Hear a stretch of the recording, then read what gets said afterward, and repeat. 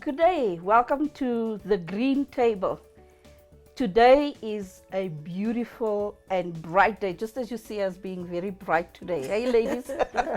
Okay, so the Green Table. Wow, what an interesting thing. What an interesting thought. I'm thinking you must be wondering, what is the Green Table all about? But as you follow us, we'll continue with our conversation and our discussion, and you'll get to know who we are and what we're all about. Okay, so I'm gonna ask our ladies, the ladies with the green scarves from the Green Table. Can you introduce yourselves? Who are you, and who are we? My name is Boitumelo Monale. I'm a social worker by profession. I'm a mother. I'm not a grandmother yet, but I've got a 23-year-old son. So I've got two kids. My son is 23 and my daughter is 17. Yeah. Good. Thank you, Tumi. Hi, and my name is Yvonne. I am a social worker, but I'm also a child and youth care worker by profession. And I've been in the field of social work and child and youth care all my life, and I'm still enjoying it. Thank you, Yvonne. Welcome. Hi, my name is Dr. Thandi Makoko. I'm a mother, I'm a grandmother. I can just say I've just lost my husband 4 months ago, and but I'm still standing by God's grace and Yes. And support from the lovely ladies from the wellness team. And thank you so much for having me. Thank you so much. So I'm Cynthia Oliphant. I'm in the field of training and development. I studied industrial and organizational psychology, so I do consulting in that field with companies and stuff. I love skills development. I love, imparting to young people and people of all ages, in fact, and seeing how people become successful when they learn and they grow, they apply what they've learned and they grow in the process. So we make a dynamic team because this team is made up of people whose hearts are in the right place. This is, we call it Wellness Month. And I think it's Wellness Month across the whole world, not only in South Africa where we are based currently. So it's Wellness Month across the whole world, and our focus for today is going to be about wellness. Let's move into Mpilo. Who wants to talk to us about Mpilo? The name Mpilo means, health. Mpilo, it means a lot of things. When you talk about Mpilo, when we greet, we say Ninjani, then we say Ngiyaphila. Then you capture that Phila. Mpilo means just that. You are well. It means that you are okay.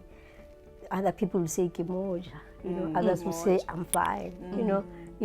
I'm just like, others will say sharp. But it's just the words denoting that you are okay. Mpilo means just that. Okay, so does it then mean that the role and responsibilities of Mpilo is about getting people to be okay? That is the core. Getting communities to be okay, getting organizations to be okay, getting countries to be okay, getting leaders to be okay, because we live such an interesting life that we're not always okay, and there's a lot of things that contributes to us not being okay, and for wellness today, Yvonne, we're going to be focusing on things like different types of wellness. What We are going to talk about emotional wellness, that is important, but also social wellness, Physical wellness, And environmental wellness, financial wellness. Very It has important. become an issue. We just went through COVID pandemic, so people are not financially well. Yeah. honestly. But wellness is all about wholeness. How do you take care of yourself as a person, your well-being? If we can understand the meaning of wellness, what is wellness, Yvonne? How do you understand it? To me, interesting that you are talking about wellness, because just this weekend I was talking to a group of young people about self-care, and that is so much important in wellness. How do you care for yourself when it comes to, we have the wheel of wellness that we talk about. We talk about spiritual, emotional, financial, and all of those is important, that we look at the wheel of self-care and how we're going to also look after ourselves, because it starts with us. If we are not well, then our life will not function in a correct way. 100%. And we can also not come and be experts in giving direction or solutions to people, saying this is how you get well, if you don't even know how to take care of your own wellness. Dr. T, do you want to talk to us about mental wellness? As I said in my introductory speech, I said I lost my husband, and I found myself in this challenging, thought-provoking processes, thoughts that were coming into my mind. And it was also challenging me that, okay, I do mental wellness, and I speak about mental wellness. My PhD is about mental health challenges of other young people in the field of my work as a social worker. And I found myself now, and somebody said to me, I think it's you, Cynthia, saying you cannot pour from an empty cup. And I found myself having to look at this cup. How full is my cup? Am I able to give what I don't have right now? You build memories, you build your life with somebody, and then the next thing you find yourself in this. And then I also came to realize that I need to take care of my mental state, because I also noticed I like to write down my feelings. Whether I'm praying, I just say, God, this is what I'm saying, and I speak as like that. And then I just don't turn to now. What are you about now?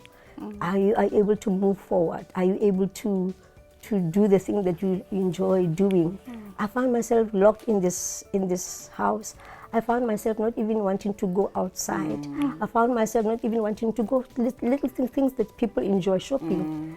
I found myself not wanting to socialize. I wanted just to close the doors and like I'm locked in there. And then I understood, depression, in that way, because now you are listening to voices inside of you, and these voices are saying, you know what, you don't need them. You are okay. Close the doors. When somebody calls, how are you? But I mean, how else can I be? I've just lost my partner. How can? And then I thought, you know what? Then I looked at the trend of thoughts in my life. Then I realized that, it's up to me to entertain the toxic thoughts. It's up to me to close the doors. It's up to me not to want to drive. It's up to me not to want to see people. But, it is up to me again not to entertain the toxic thoughts. Those voices that are saying, don't go to them. Cynthia would call, come to Randburg. I said, she doesn't know how I feel. And now the voices, they speak louder because they're wanting to isolate me. And then I realized that, there's actually two worlds here. It's my world that I want to be in control of, and I'm sipping into somewhere, and I could feel, couldn't eat well, I cannot eat well, can't sleep well, but I also have to reason now with mental alertness and toxic thoughts, and being aware. And this is what I am now, looking at where does the thoughts come from? The one that said I must lock myself away. I'm at that stage now, and I'm saying no. I am not going to lock myself away. I'm going to show up. I'm going to dress. I'm going to see people. Because these people care. You need social networks, healthy people, your support systems. You being is my support system. The next thing, I don't even want to talk to you guys. And then a little thing, and then it evokes a lot of other negative energies. And I realized that no, this is not what it's all about. Then I realized, this mental health, it's a real challenge. Yeah. And when people see somebody they know slipping away into oblivion, this is where you must make a call.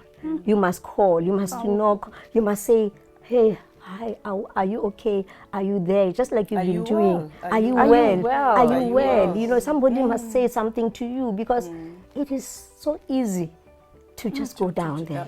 It's so easy. I had to talk to my mental, and then my mental strength is the one that is keeping me now. To say that, what do I do? And then I look at, a lot of things that keep me busy, challenging my thoughts as well. Physical will take me through physical wellness. When I lost my job as well, because when you talk about mental wellness vis-a-vis physical wellness, if you are an active person and you go through difficult times, you end up withdrawn. Fear just overcomes you. You don't want to go out there and exercise. If you used to run, if you used to jog, if you used to hike, for instance, I'm one person who hikes with some ladies out there. There was this fear that if I go alone, what if somebody attacks me? Anxiety comes in. So if a person goes through mental illness or mental health issues, all these factors of wellness, they are closed up. But immediately, like Dr. Thandi was saying, you just have to tell yourself, I'm going out there. You should not allow yourself to be defeated. Because when you start exercising, when you start walking or jogging, that's when you gain strength. That's right. That's when your wellness comes in. So the two goes together. Yeah. I was thinking while you were talking now, and reflecting of what we went through this past few years with COVID. COVID made people to isolate themselves in their houses, but also a lot of families was affected by trauma of losing family members and hurting, and it is difficult for people to put themselves out there again and live now that what we call normal, because there's still this anxiety. I've lost so many family members because of COVID, and it wasn't dealt with, and this is where people are. People are still traumatized all over the world. That's right, yes. And even amongst our family members, we don't reach out so well to one another like we used to, because there's still that hidden fear that's sitting behind us. What if COVID hasn't totally gone, and what if I just get too close to a relative and stuff like that, and I contract this disease? I watched somebody die. I lost a family member, brother, sister, and stuff. And not only that, suddenly breadwinners are unemployed. There's no income. Companies close down. Maybe you've been an entrepreneur and you started your own business and it was just busy picking up, but you're busy thriving, and the next minute here comes this big phenomenon known as COVID-19 that we all didn't even understand from the onset what it is and what it's about and how does it affect a person. And the next minute, the economy has just gone down the drain. It goes into a dump, and businesses are now affected. Whether you're importing or exporting, or the services that you provide, it's suddenly being affected and stuff. I remember when going back to the office after the 21-day lockdown, after now we were given time to interact a little bit with each other and the levels and the stages. They're saying with the load shedding we've got levels, or was it stages? We had levels and stages. We're getting used to all this kind of talk, levels and stages. You don't know which one to use where and when. But so going back, and some of the companies, driving on my way to the office, it was to let. Most of the buildings were just left. Others were just left. you know, they were closed down. Staff hadn't come back. Company closed down. Yes, we know a lot of staff members, people are working from home and things like that. But a lot of the companies, as I had a notice, closed down due to COVID. Insolvent or sequestrated or liquidated. And it's so painful. So now there are more people at home. It looks like a holiday every day when you drive through the township. It looks like a holiday because there's so many people, unemployed people at home. Secondly, people are staying on the street because suddenly you couldn't pay your bond. Like Tumi was talking about financial wellness. Suddenly you couldn't pay for your property, you know. Companies have closed. Yeah. We've got so many companies that have closed during COVID time.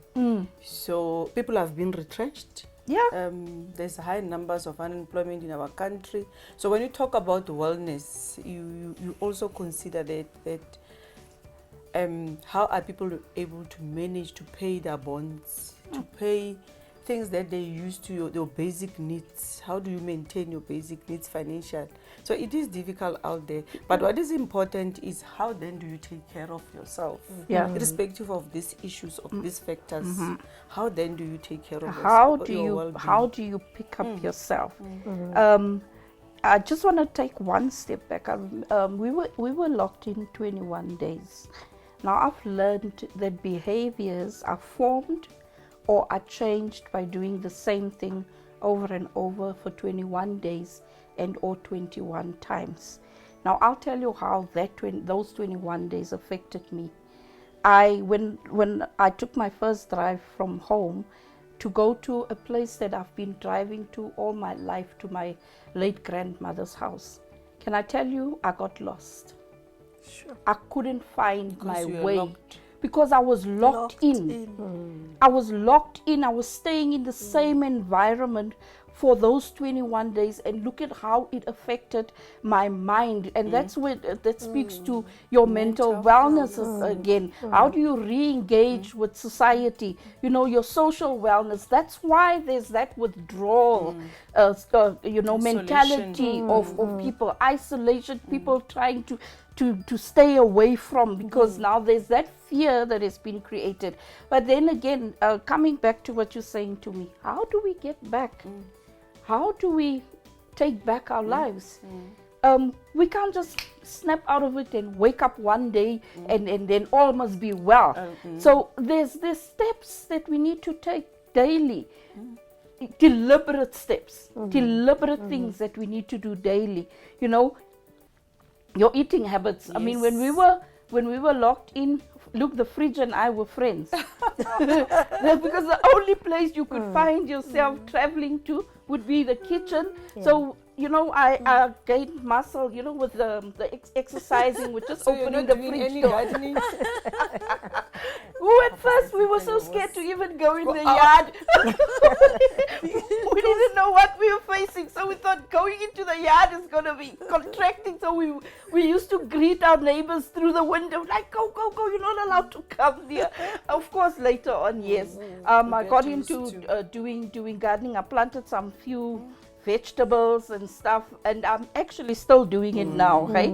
People were doing exercises. I remember there were families where we saw on social media where families were doing exercise, were doing games together, you know, cooking together. But I was exercising my arm with the fridge. You should have danced the Jerusalem. Yes. So eating healthy, drinking a lot of water, exercising, taking care of your mental well-being, it's very crucial. It's an ongoing process. We can't just say we have done that because during COVID time, but we still need to continue. Personal hygiene, how to wash, still we need to continue washing our hands, taking care of ourselves. It's very crucial. What you are saying is so crucial, because it all starts with the self. Because if you look in our country, what is currently happening, we've got domestic violence that are in the headlines all the time. We've got substance abuse. Just yesterday I read of a policeman that shot his whole family, his wife, his child, And maybe there was issues there that they didn't deal with. And it starts with the self. Emotional wellness. Yeah.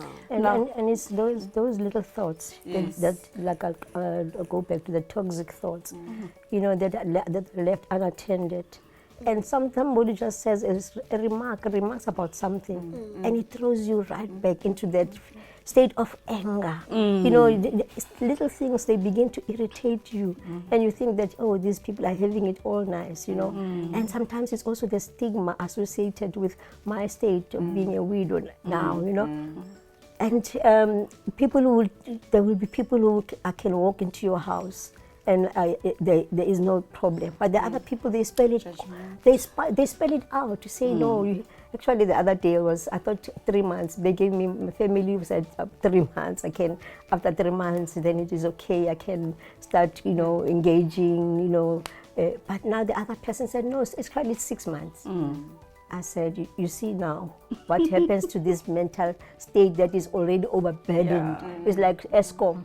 ESCOM is all overburdened, you know, and then with all our gadgets. And then the next thing, you overburden ESCOM by putting rocks into those trucks that are supposed to carry coal, you understand? And then they crash the whole system. That's the brain. The brain, it functions like that. It is overburdened by little things. So you cannot now, already you are overburdened. Now society also expects more. I know that she just lost her husband. No, you know.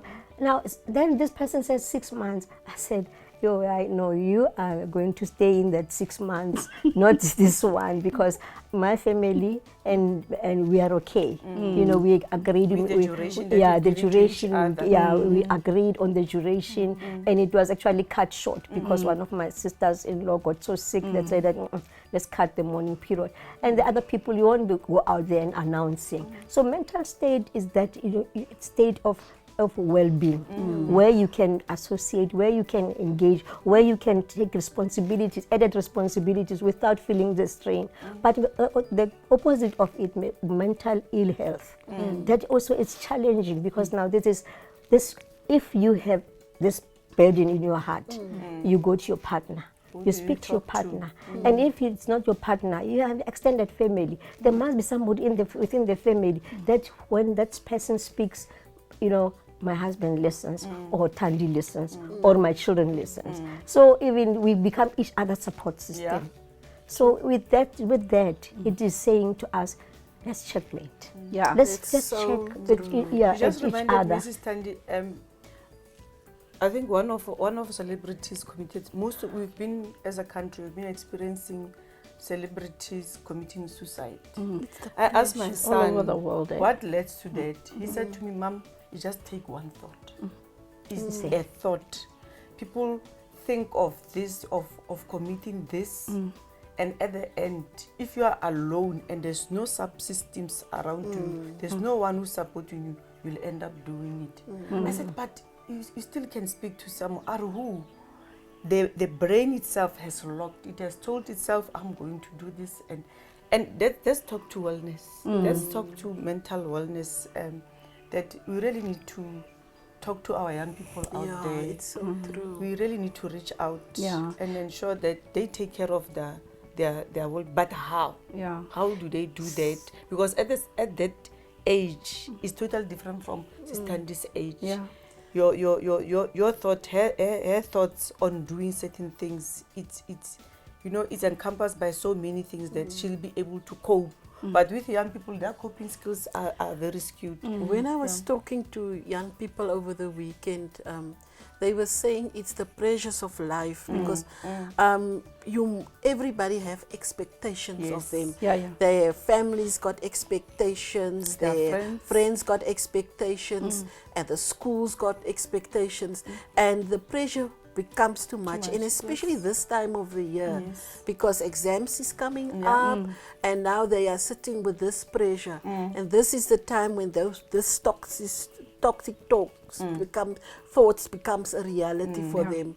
So in this time, our young people also need that filter, that's somebody to talk to. That's not always there.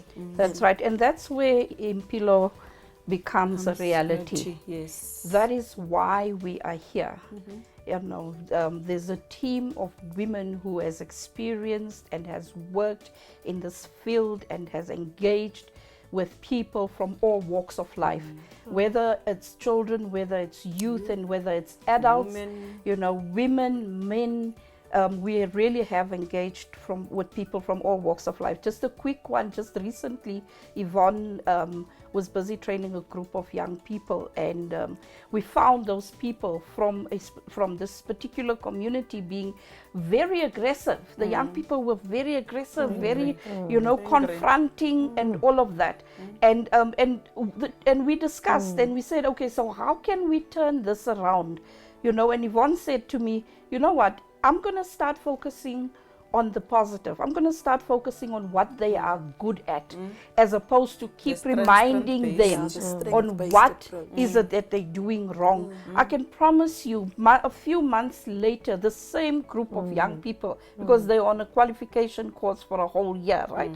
The same group of young people, the last facilitator who interacted with them now on early childhood development, this person says, oh, I found these are the most beautiful young people. They are so well mannered and all of that. And so Dr. T came and she had a discussion with them, presentation, and we could only say, well done, well done, Yvonne, for the work that you have put in, in reinforcing a positive attitude. You find a different person on the other end. How do you deal with wellness? I deal with wellness spiritually. I believe in Jesus Christ as the Lord of my life, of my Savior, of my provider. So I pray, I meditate on the Word of God. Amen. I spend quiet time with myself. So when you spend quiet time, even worshiping and listening to the Word of God, remember we are spirit who has a soul and who lives in a body. So the spirit being is part of who we are. Now spirituality is very important. Very important. As important as your mind, as your body, as your finances are. I believe that self-care matters. Taking care of, we start with self. That's right. We start with self. Is it what? Okay. Social wellness is also very important. We should stop isolating ourselves in our houses. We should start interacting. Build yourself a circle of good friends that you can talk to. A circle of positive people that can tell you when you are going astray. People that can positively uplift you, because that is important. To me, I like the fact that you take ladies on the hiking club, because that is so important, Sister Thandi. Yeah, no, I also agree with what you have said, that mental health, physical wellness, and spiritual wellness. If you are spiritually well, everything comes into sync, because you will be listening to the Word of God. You will be praying more, and like people pray for me, and I'm also challenged that I need to be going out there and doing the same and helping others, because as we speak about Ubuntu, this is what we are all about. And I'm also happy that as social workers, we are being challenged. Our communities, they need more of us. They need, selfless people who can come out there and be of assistance to them as well. Great. Thank you so much, ladies. Yes. And to you, our question to you is, how do you take care of your own wellness? Yes. What do you do? I'd like you to get in touch with us. Our details will be on the screen. Mpilo does training, counseling, facilitation, social services. Counseling, we therapy, are really linked to Med Scheme, and whether we need to engage with you as an individual, a family, an organization, just look up for us. Our website details are on the screen, contact details, get in touch with us, and follow us on this channel, and look for what's coming up next. We might just be addressing your concern. Thank you very much for watching and for following up on this process. God bless you. Thank you, ladies. Thank you so much. Happy birthday, Dr. T. Well done.